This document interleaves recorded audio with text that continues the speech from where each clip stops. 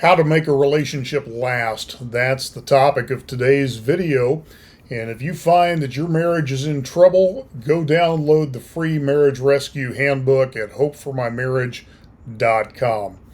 So, how do you make a relationship last? And I'm just going to draw from personal experience. My wife and I have been married for nearly 33 years. We dated for a year and a half prior to that, so we've been together nearly 35 years total. And there's a couple of things that stand out when we talk about lasting marriage. Number one, you have to keep talking to each other. So let's start there. Without good communication, everything else falters. You've got to keep talking to each other. Find those times that you can set aside to communicate with each other. Do that on a daily basis. Talk and listen and dream together. Second thing is keep the flames burning. And what I mean by that is your sex life may look a little different over the years, but make sure and keep it fresh, keep it interesting, keep it regular.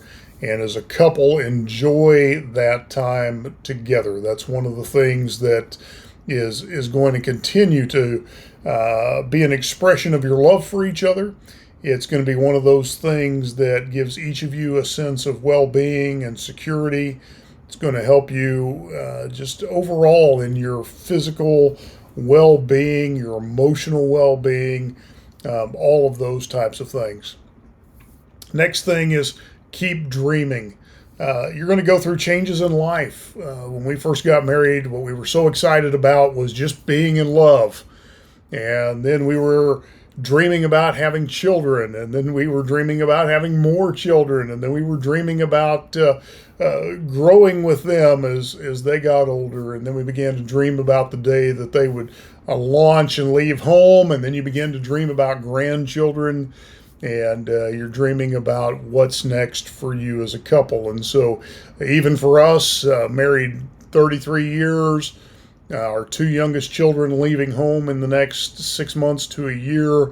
And now we're beginning to dream about what are the next things? What are the things we want to do together in the years to come? What are going to be the things that keep our relationship fresh? What are the adventures we want to take together?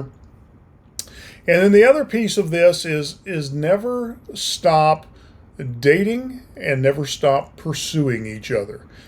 We have a regular date night every week. That's generally Saturday nights. And we never stop pursuing each other. We always look for ways to connect. We always look for ways to reinforce our love and our passion and our commitment for each other. And so if you will just never get stagnant, never stop doing the things you did when you first fell in love, but then at the same time adjusting those things to where you are in your current time of life, you're going to find that it's much easier to create a beautiful, long-lasting relationship. Now, that being said, let me finish with this. You will go through seasons of difficulty. You will go through seasons where you may not like each other all that much. You may go through seasons where it's hard to connect and it's hard to communicate. So what's going to get you through those seasons is a commitment to always stay in the relationship, a commitment to always look for resolution, not to take the out, but to look for ways as a team, as a couple, to resolve those issues when they come. And if you'll do that, you will be able to navigate through the seasons of life. When we got married, I stood before God, I stood before my family, and I stood before my friends.